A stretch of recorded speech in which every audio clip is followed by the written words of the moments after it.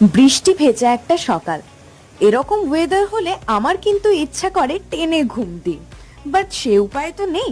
সকালে উঠেই চা খেলাম, আর আমাদের এই চায়ের কাপ দেখে বুঝতেই পারছো নিশ্চয়ই যে বাড়িতে চায়ের ক্রেজ কিরকম। এরপরে আমার বিড়াল ছানার সাথে একটু খেলে টাইম পাস করছিলাম। কি আর করব বলো, সারাদিন তো বাড়িতেই বসে আছি।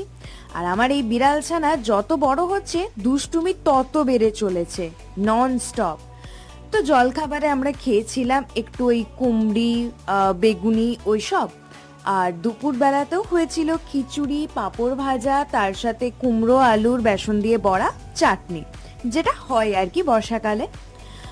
আর আমাদের এই বিড়াল ছানাটা সারাদিন তো বাড়িতেই বোর হচ্ছিল, এখন আবার কিছু না পেয়ে নিজের লেজটাকে নিজেই ধরার চেষ্টা করছে।